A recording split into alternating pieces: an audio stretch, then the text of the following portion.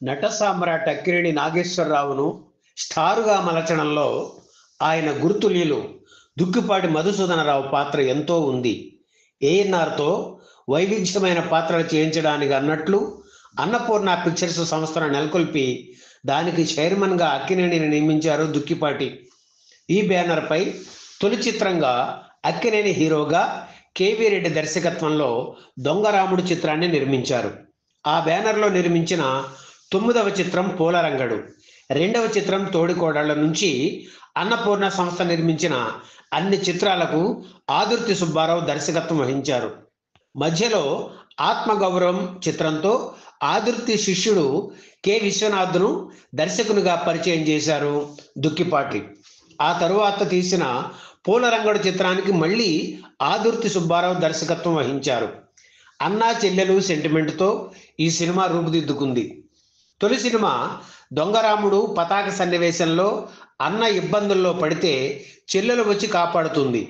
పూలరంగడు చిత్రంలో అందుకు భిన్నంగా కష్టాల్లో పడిన చెల్లెలి సంతానాన్ని అన్న చక్కదిద్దుతాడు.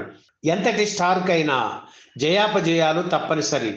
అలాగే 1960ల ద్వితీయార్థం ఆరంభంలో అక్కినేని వరుస పరాజయాలు చూస్తున్న నేపథ్యంలో పూలరంగడు చిత్రం వచ్చి మళ్ళీ ఆయనకు విజయాన్ని అందించింది. 1967 నవంబర్ 24న విడుదలైన ఈ చిత్ర నిర్మాణం వెనుక ఉన్న విశేషాలు ఈ వీడియోలో చూద్దాం. పూలరంగడు చిత్రానికి మొదట గొల్లపూడి మారుతీరావు రచయితగా అనుకున్నారు. ఆ రోజుల్లో ఆయన ఆకాశవాణి హైదరాబాద్ కేంద్రంలో పనిచేస్తూ ఉండేవారు.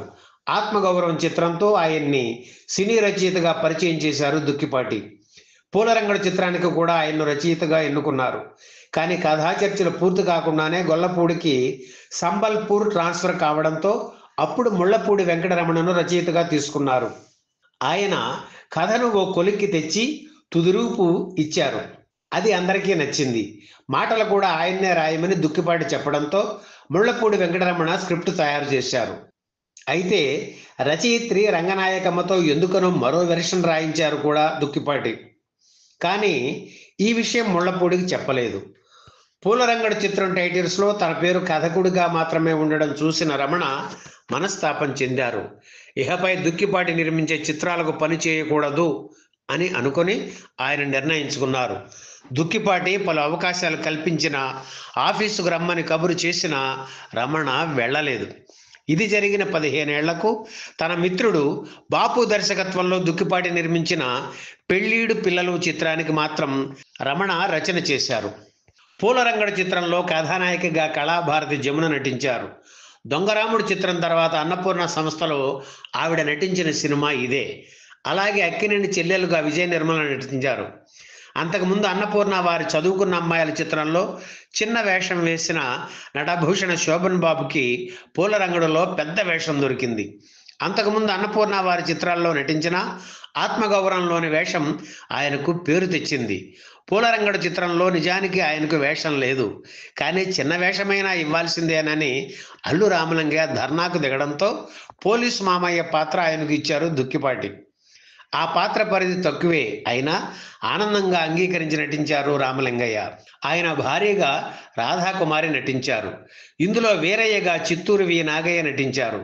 జైలు సన్నివేశంలో అక్కినేని నాగయ్యల మీద చిత్రీకరించిన చిల్లర రాళ్లకు మొక్కుతూ ఉంటే పాటను అక్కినేనికి ఘంటసాల పాడగా తన పాటను తనే పాడుకున్నారు నాగయ్య. సినిమాల్లో ఆయన పాడిన చివరి పాట ఇదే కావడం గమనార్హం. పద్మనాభం, గీతాంజలి, సూర్యకాంతముల మీద హాస్య సన్నివేశాలు చిత్రీకరించారు. పూలరంగడు చిత్రం టాకీ పార్టును హైదరాబాద్లో, పాటలను మద్రాసు, ఊటీలలో చిత్రీకరించారు. సినిమా అంతా బ్లాక్ అండ్ వైట్లో తీసిన నీ జిలుగు పైట నీడలోన పాటను మాత్రం అక్కినేని జమునల మీద రంగుల్లో తీశారు. ఆ రోజుల్లో బేగంపేట రైల్వే స్టేషన్ పెద్ద పెద్ద మర్రి చెట్లతో ఓ పర్ణశాలలో ఉండేది. సినిమా ఆరంభంలో వచ్చే జట్కా బండి సన్నివేశాలను బేగంపేట రైల్వే స్టేషన్ ఆవరణలో చిత్రీకరించారు. సారథి స్టూడియో పరిసర ప్రాంతాలు ఇప్పుడు జనంతో కిటకిటలాడుతున్నాయి. కానీ ఒకప్పుడు స్టూడియో చుట్టూ అన్ని పొలాలే. ఇప్పుడు అమీర్పేట ప్రాంతంలో అల్లు అర్జున్ థియేటర్, ఆ పక్కనే గురుద్వారం ఉన్నాయి కదూ. ఆ రోజుల్లో గురుద్వార దగ్గర నిల్చుంటే సారథి స్టూడియో ఆవరణ అంతా కనిపించేది. ఆ ప్రాంతం ఎంతగా మారిపోయింది. విలేజ్కు సంబంధించిన సన్నివేశాలను స్టూడియో పక్కనే ఉన్న పొలాల్లో తీసేవారు. పూలరంగడు చిత్రంలోని పాటలన్నీ బాగుంటాయి. కొసరాజు, నారాయణరెడ్డి, దాశరథి రాసిన పాటలకు సాలూరి రాజేశ్వరరావు స్వరాలు అందించారు. ఏడాది పాటు నిర్మాణం జరుపుకున్న పూలరంగడు చిత్రం 1967 అక్టోబర్ 4న సెన్సార్ పూర్తి చేసుకుని విడుదలకు సిద్ధమైంది.